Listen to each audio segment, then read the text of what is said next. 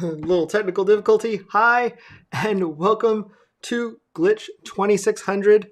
Who am I? I'm Brian, aka Glitch, your friendly host for all things geekery. I like to help you with anything technology wise, and that's just what I do. Why are you here? Hopefully, you're here for a Glitch Byte as part of Vlogmas 2020. And Vlogmas is just a way for us content creators to go live every day in December, part of a group called Let's Get Live.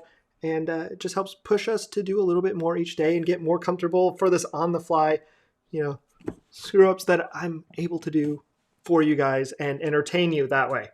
So today, we're just going to jump right in and talk about managing passwords.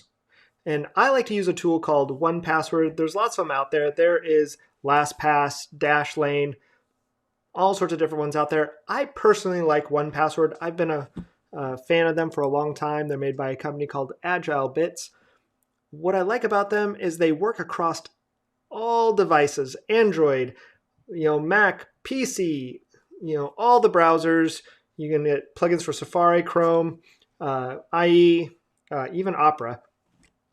And with it, they've never been hacked, which I also like. They've never had an incident. They use military-grade encryption.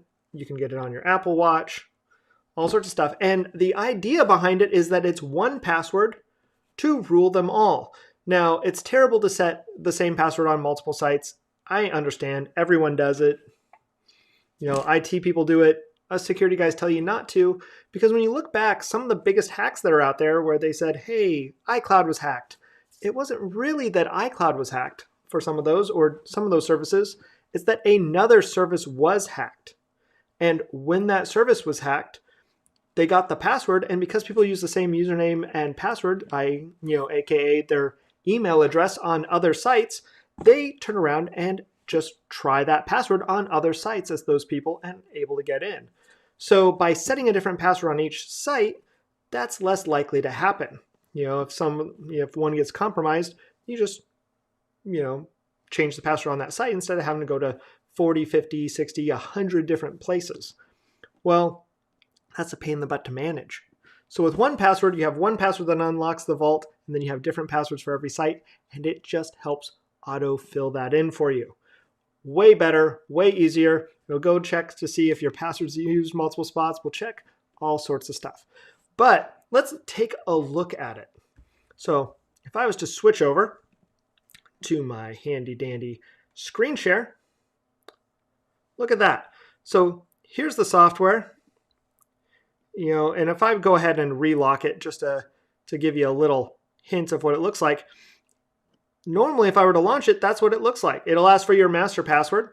So the first time you get it, you make that password and you set it up in there, and it's a subscription online. They have other ways you can do it, but the subscription is extremely cheap. But there's this way, and then you can turn on your Touch ID unlock. You can even have it unlocked with your Apple ID there, or not Apple ID, with your Apple Watch. Now, because I don't want you to see my vaults for a second, I'm going to unlock mine with my Touch ID and switch to my demo vault, just to show, hide some of the secret sauce there. But you see, this one's blank and there's different categories, but I can track logins for websites, secure notes. Maybe I want to share something between family members and don't need anyone else to see it because I can add other people to vaults. What's even cooler is these vaults you can have a work one, you can have a home one, you can have it search across all of them. Right now I have it locked to just a demo one, but you can put your bank account in there. So all those times that something asks to fill in your bank account, you can put it in this secure database and have it auto fill it in. Same thing with credit cards, license number. I'm terrible at keeping track of the kids' social security numbers, so I went and put it in there along with birth dates. You can even keep track of your software and your wireless router passwords. Important if you were watching the video yesterday where we talk about setting new passwords for your wireless router. So going in there, you see where you can track and make all different things. If I were to make an identity, it pops up and lets me type in all these fields. So I can be, Glitch 0 cool. That's a nice throwback there. I can say my occupation, all of this fun stuff, and it will save if I hit save there. Now it's got that information. If I had logins, I can create that and say, here's the website. And you can add multiple websites here.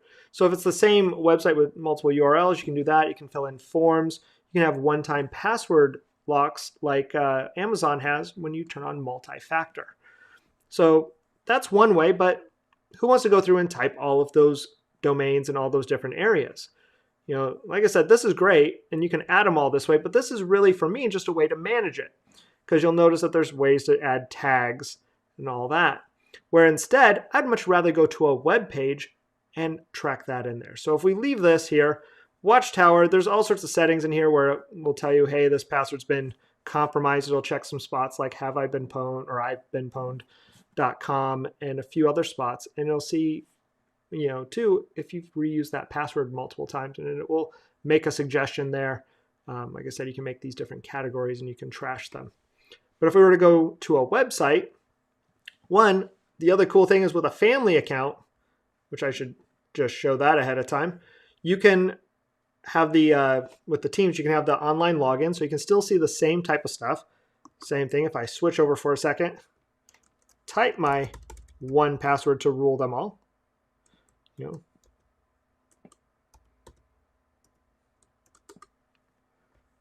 Not now. All right, let me retype my password to rule them all. It just asked me there if I want to save it in one password, and I'm like, nope. But see, if I switch over, it already added it to my demo, and I can have family members, different things under my profile, and I can have multiple vaults up here too. But automatically, it brought it online. But if you look at their purchasing, it's not that bad. Teams, or let's look at the personal side. There we go. For just yourself, it's $2.99 a month. For your family, which you can have up to 5 people on there, and you can manage stuff for them, they can have their own vault, so you can't see into them. So if I made one for my oldest, we can have a shared one we can each see, and ask the creator, I can reset his password. But otherwise, I set it in here. He gets his own passwords, his own setup. And like I said, I can reset it, but I can't just see it unless we have a shared one. So like the pizza, all our pizza joints, I have my password shared there because my oldest should be able to order pizza for the other kids. But I will show you a quick little trick. If you are going to get one password, turn around and get their gift card. Their $125 gift card for $99. You basically get, if you think about it, you get one heck of a discount at that point. I mean, $25 off, you get over 2 years capable, use of it. If it's $60 a year, for the most part, you're getting $5 free. Well, more than $5, you're getting $25 free of that, and $5 will carry over. So as you keep doing that, you'll keep going. In fact, mine just renewed this year, and so I need to buy a new gift card myself. But yeah, let's go to a new site of any number of things. Let's go to Audible. That seems like a good spot. If we go to Audible,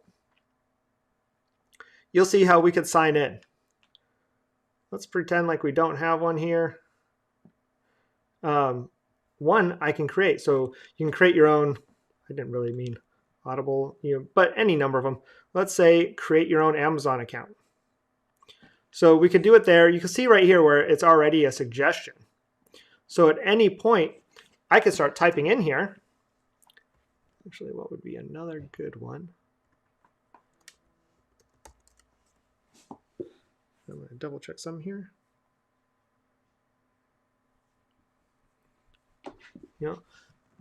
Ryan at,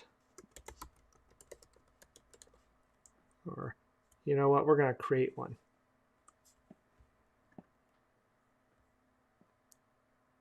So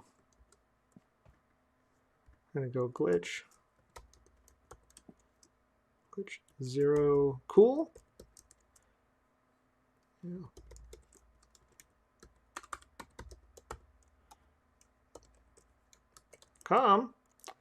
And now I can say, let's do a suggestion.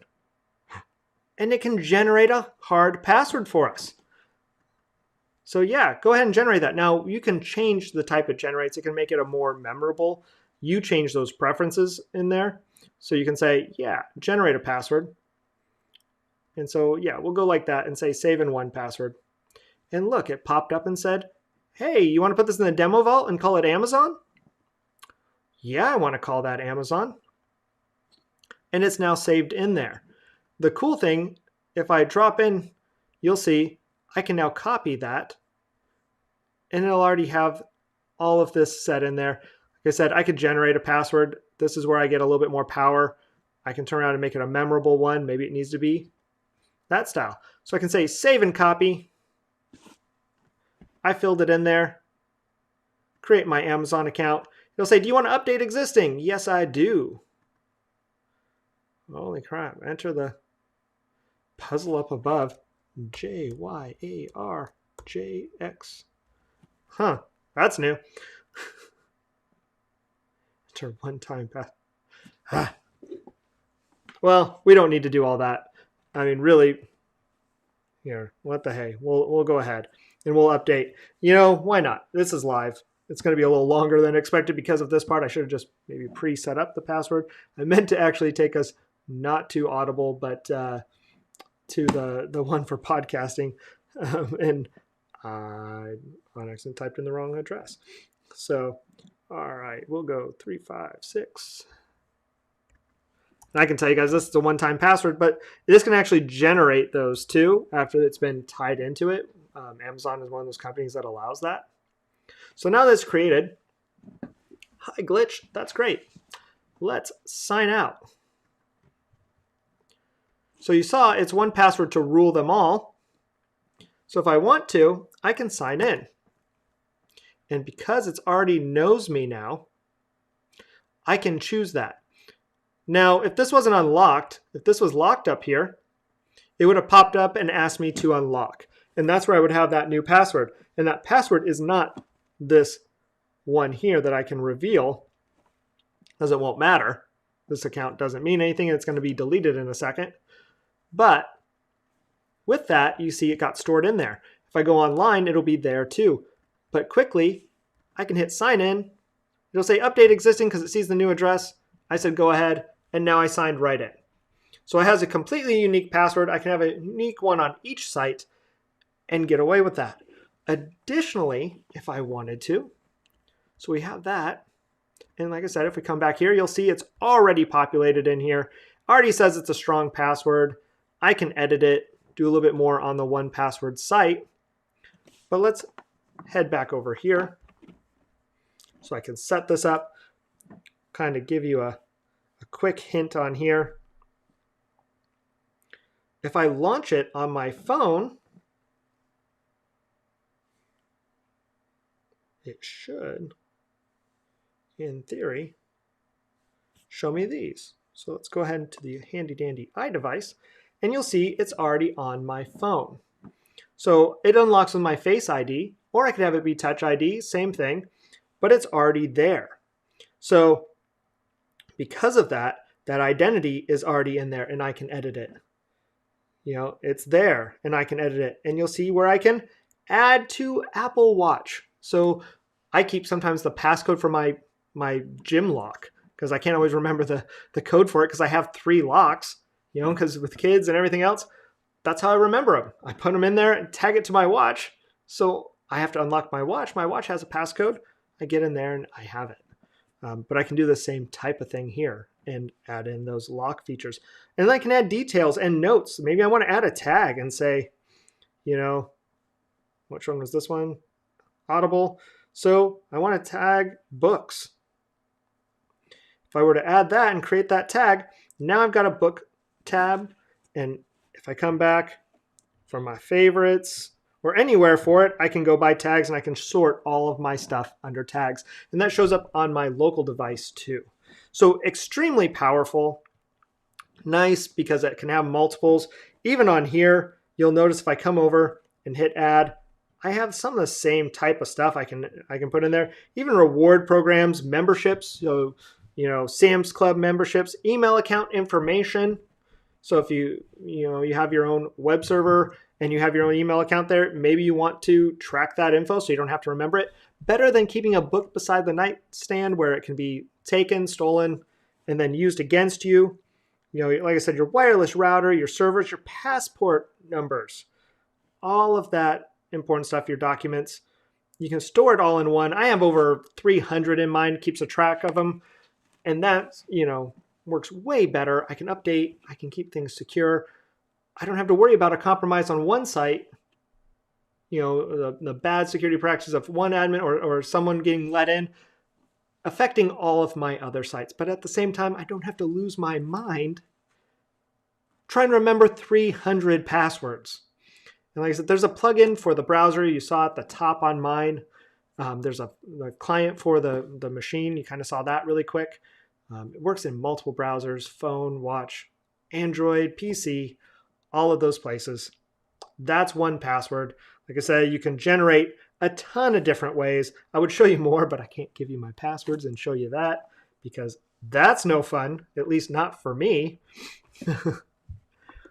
But there you go. Hopefully you like that tip. If you want more tips like that or want us to deep dive into 1Password a little bit more, just let us know in the comments. Say hi. Say, I want to know more about password management. I want to know how to control all of my digital life that way. If there's something you want to know more of, please, please, please let us know. On top of that, if you did like this, come subscribe on Facebook. If you're watching this for fun and aren't already following our page, follow us on Facebook. Even better, follow us on YouTube. I would love for you to subscribe there, so subscribe. Go do it right now. I'll wait. Hit subscribe. Then click the bell to get notified. We're going to have a Glitch Geek Out tomorrow. And you'll see that out there. That's our live Q&A, so you can come in with questions. I already have a couple of them queued up that people sent me. But you can come in, ask your geek questions live on the air, and I will answer them for you. So computers, photography, videography, all of that, you can come on and ask. And I'll be glad to get you the answer. If I don't have it then, I will bring it back for you and get you on another one.